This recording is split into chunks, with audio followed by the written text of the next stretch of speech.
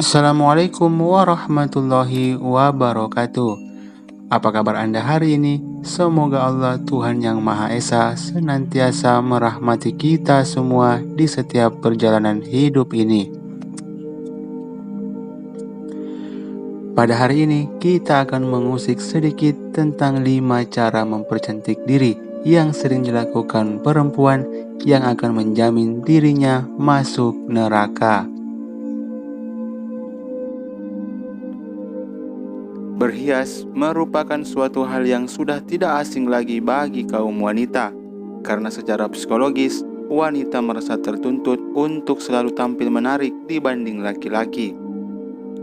Sehingga tak jarang bagi sebagian wanita, berhias menjadi sebuah kegiatan yang mengasyikkan, yang terkadang mereka tanpa sadar menghabiskan waktu berjam-jam untuk merawat diri agar dapat selalu tampil anggun dan mempesona. Beribu-ribu atau bahkan berjuta-juta rupiah rela mereka keluarkan hanya untuk anggaran berhias yang terkadang sangat melampaui batas. Semua itu dilakukan demi kecantikan dan penampilan fisik yang selalu menarik. Islam tidak menafikan kegemaran berhias bagi wanita. Sah-sah saja bagi para wanita untuk berhias diri. Bahkan terkadang berhiasnya wanita bisa bernilai ibadah di mata Allah Subhanahu wa Ta'ala jika itu dilakukan untuk membahagiakan hati sang suami. Bersolek di depan suami merupakan kebiasaan terpuji para istri penyejuk hati, sebagaimana disebutkan dalam sebuah riwayat hadis Abu Hurairah radhiyallahu anhu. Ia menuturkan bahwa ada seseorang yang bertanya kepada Rasulullah sallallahu alaihi wasallam, "Wahai Rasulullah, wanita bagaimanakah yang paling baik?" Beliau menjawab, yaitu wanita yang selalu membahagiakan suaminya bila dipandang, mematuhinya bila diperintah, dan tidak pernah menyelisihinya dalam hal diri dan hartanya dengan apa yang tidak disukai oleh suaminya.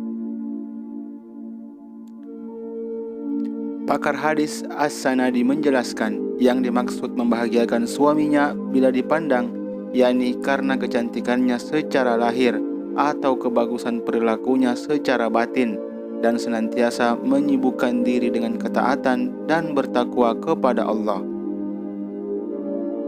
Islam melarang seorang suami yang telah lama bepergian meninggalkan istrinya untuk memasuki rumahnya di larut malam, karena dikhawatirkan saat itu istri dalam keadaan tidak berhias dan acak-acakan, sehingga itu akan melusupkan rasa kecewa dan tidak simpatik dalam hati suaminya.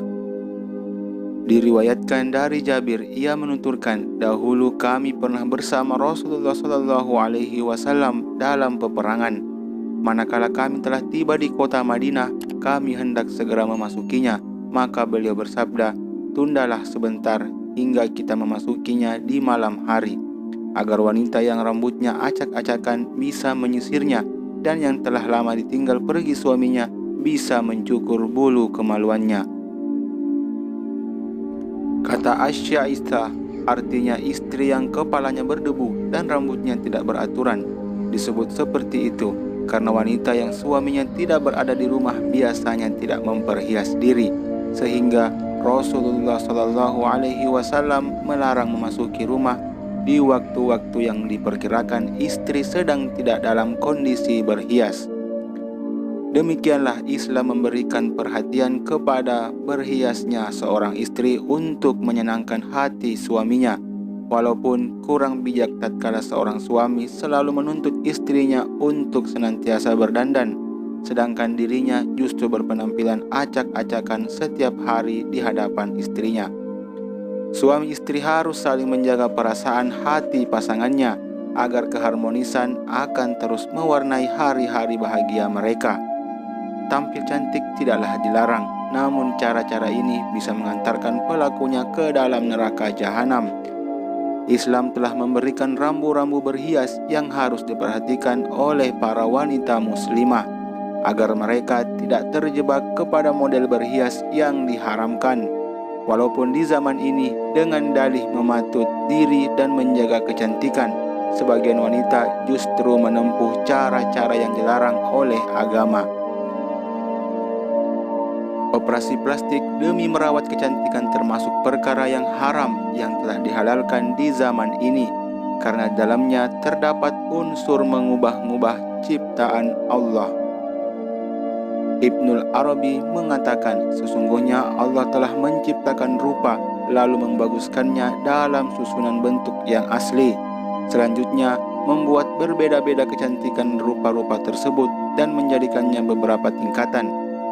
Barang siapa hendak mengubah ciptaan Allah pada dirinya dan melenyapkan kebijaksanaannya dalam rupa-rupa itu, berarti ia terlaknat, karena ia berani melakukan hal yang terlarang. Imam At-Tabari menegaskan, wanita tidak boleh mengubah sesuatu pun dari bentuk yang ia telah diciptakan oleh Allah dalam bentuk tersebut, baik dengan tambahan atau pengurangan, demi memburu kecantikan, tidak untuk suami dan tidak pula untuk selainnya. Nah sahabat, ada beberapa aktivitas perawatan kecantikan yang dilarang dalam Islam dan sudah seharusnya ditinggalkan oleh para wanita muslimah. Yang pertama, merenggangkan gigi. Gigi menjadi salah satu anggota tubuh yang menunjang penampilan. Jika dulu dokter gigi hanya dikunjungi saat gigi berlubang, kini dokter gigi dipenuhi oleh mereka yang ingin giginya lebih rapi dari sebelumnya. Pada dasarnya diperbolehkan merapikan gigi karena giginya dirasa mengganggu dan menyulitkan ketika makan atau berbicara. Tetapi jika hanya bertujuan untuk mempercantik diri, maka tentu tidak diperbolehkan. Rasulullah Shallallahu Alaihi Wasallam bersabda, Allah melaknat wanita bertato dan yang dibuatkan tato, dan wanita yang mencabut bulu alis dan yang minta dicabutkan, serta yang merenggangkan giginya demi kecantikan, yang mengubah-ubah ciptaan Allah. Yang kedua, mencukur alis. Banyak wanita masa kini yang suka membentuk bulu alis atau merampingkannya dengan menggunting, mencukur atau mencabuti sisi tepinya. Maka itu termasuk anamas, mencabut bulu alis yang diharamkan.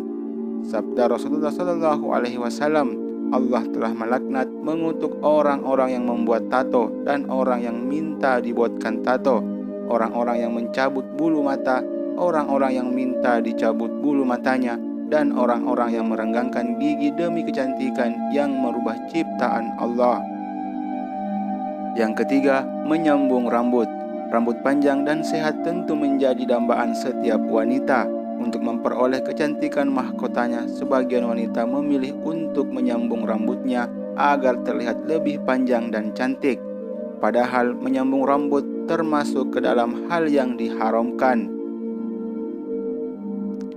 Al-Allamah Asy-Syaukani rahimahullah menjelaskan, menyambung rambut adalah haram karena laknat tidaklah terjadi untuk perkara yang tidak diharamkan.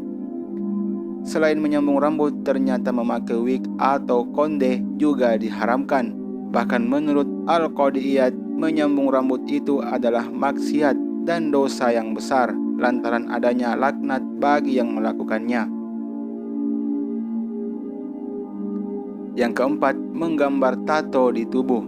Menusuk-nusuk kulit kemudian memasukkan tinta ke dalamnya agar tergambar sebuah wujud di atas kulit jelas diharamkan dalam agama Islam. Selain membuat air wudhu tidak dapat mengenai kulit, pembuatan tato juga termasuk perbuatan menzalimi diri sendiri. Bukan hanya orang yang dibuatkan tato saja yang dilaknat, pembuat tatonya pun ikut mendapat laknat dari Allah Subhanahu wa Ta'ala. Karena keduanya saling tolong-menolong dalam merubah ciptaan Allah, dan hadis ini merupakan dalil bahwa siapa saja yang menolong perbuatan maksiat, maka dia ikut serta dalam dosanya. Yang kelima, operasi plastik agar terlihat lebih cantik. Allah menciptakan setiap manusia berbeda satu dengan yang lainnya. Satu orang mungkin bertubuh kurus, tinggi, kemudian yang lainnya gemuk dan pendek. Namun secara keseluruhan bagian tubuhnya sangat sempurna, fungsi dan segala yang ada di dalamnya lengkap serta dapat menunjang kehidupannya. Namun ada sebagian wanita yang ingin mengubah bentuk tubuhnya seperti bentuk tubuh yang dianggap bisa menarik pandangan orang lain, padahal belum tentu menurut Allah itu baik.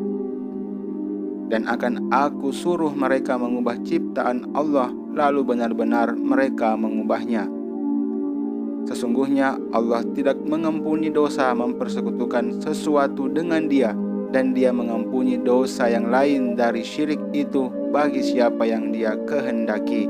Barang siapa yang mempersekutukan sesuatu dengan Allah, maka sesungguhnya ia telah tersesat sejauh-jauhnya. Yang mereka sembah selain Allah itu tidak lain hanyalah berhala, dan dengan menyembah berhala itu mereka tidak lain hanyalah menyembah syaitan yang terkutuk. Dan dengan menyembah berhala itu mereka tidak lain hanyalah menyembah syaitan yang durhaka, yang dilaknati Allah. Dan syaitan itu mengatakan, saya benar-benar akan mengambil dari hamba-hamba engkau bahagian yang sudah ditentukan untuk saya, dan aku benar-benar akan menyesatkan mereka, dan akan membangkitkan angan-angan kosong pada mereka, dan akan menyuruh mereka memotong telinga-telinga binatang ternak, lalu mereka benar-benar memotongnya. Dan aku suruh mereka merubah ciptaan Allah, lalu benar-benar mereka merubahnya.